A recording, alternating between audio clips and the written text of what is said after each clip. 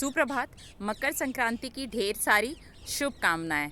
मकर संक्रांति आपको सबको विदित ही होगा कि जब जो सूर्य देव जी हैं वो मकर राशि में प्रवेश करते हैं तब मनाया जाता है और तब से विवाह आयोजन और सभी शुभ आयोजन जो हैं वो स्टार्ट हो जाते हैं।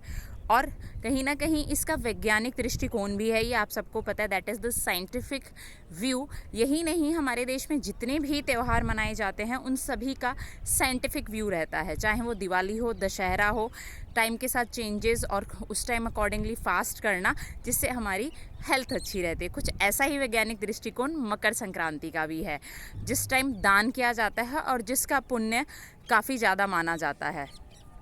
अब अगर हम इसको कहें कि जैसे दान जो करना है उसको हम कैसे डिफ़ाइन कर सकते हैं, ये मैं बेसिकली बताना चाहती हूँ कि दान सही मायने में होता क्या है। गीता में लिखा गया है जो दान एक्चुअली जो हम किसी ज़रूरतमंद को देते हैं वही दान सबसे फलकारी होता है।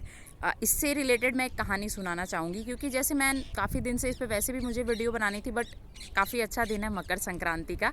मैंने लोगों पे, जब मैं स्कूल जा रही होती हूँ तो क्योंकि साइकिल से जाती हूँ तो आराम से सारी चीज़ें ऑब्ज़र्व करती हुई जाती हूँ, तो वहाँ पर्टिकुलर जो लोग आते हैं, एक औरत आई, उसने रोड के बीच में रोटी फेंक दी, वो जनाब आए, उन्होंने रोटी वहाँ पे फेंक दी। मतलब अन्न का इस तरह अपमान, वो भी भारत जैसे देश में जिसकी संस्कृति में अन्न देव बोला जाता है और खाना खाने से पहले पूजा की जाती है। पुराने टाइम में आपको याद होगा कि पालती मार के और उसके ऊपर अन्न थोड़ा सा ऊपर रखा जाता था, जो परंपरा कहीं ना कहीं लुप्त हो गई है। चलिए कोई नहीं, बात यह है कि अन्न का इस तरह अपमान और उसके बाद फिर दान, ये बात मुझे थोड़ी सी अतिशयोक्ति लगती है, लेकिन लोग उसको भी कंसिडर करते हैं कि नहीं यार, मैं तो गाय को रोटी खिलाता हूँ। गाय को रोटी खिलाना, कुत्ते को बिस्किट खिलाना समझ आता है, पर इस तरह से खिलाना, ये कौन सा खिलाना हुआ और ये कौन सा दान हुआ, ये मेरी समझ से बाहर है। इसका पुण्य मिले ना मिले, पाप बहुत बड़ा लगता है जिस तरह आप अन्न का अपमान करते हैं। सबसे बड़ी बात है कि कितनी बार तो वो इतनी बुरी तरह रेत में फेंक दिया जाता है कि वो उसे कोई पशु भी नहीं खा पाता है। चलिए, इससे रिलेटेड एक कहानी जो आपने सुनी भी होगी, महाभारत से एक प्रसंग, भीष्म पितामह का। जब भीष्म पितामह मृत्यु शैया पे थे, उन्हें इच्छा मृत्यु का वरदान प्राप्त था, और अगर आपको विदित है तो वो मकर संक्रांति के मुहूर्त का ही इंतज़ार कर रहे थे कि मैं उसी टाइम अपनी सांस का त्याग करूँगा।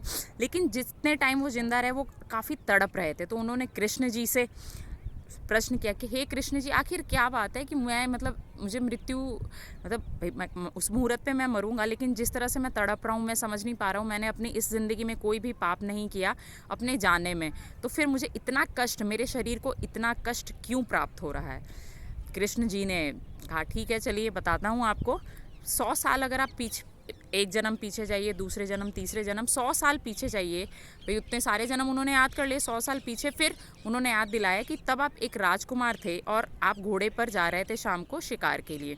उस टाइम एक जो हंस है वो आपके घोड़े के सामने आकर गिरा और आपने उसको, उस घायल हंस को बचाने की बजाय उसका तीर और उसके अंदर लगा दिया, जिससे वह क्या हुआ कि और तड़पने लगा, और वो तड़प कर मृत्यु शैया पर करीबन 7 दिन बाद उसे मृत्यु प्राप्त हुई। तो जब वो तड़प रहा था तो यह उसी की हाय है जो आपको लगी है। ऐसी बात नहीं है कि आपने जो पुण्य किया उसका आपको फल प्राप्त नहीं हुआ, लेकिन जो हम पाप करते हैं, जो हम बुरा करते हैं, उसका फल, उस कर्मों का फल कभी ना कभी देर सवेर हमें मिलता ज़रूर है। मकर संक्रांति में दान ज़रूर कीजिए, लेकिन सोच समझ कर। मैं कितनी बार देखती हूँ उस पड़ोसी को जूते दे दिए, उसको ये दे दिया, मतलब ठीक है दान देना, फॉर्मेलिटी करनी है, तो ये कौन सा दान है, समझ नहीं आता यार।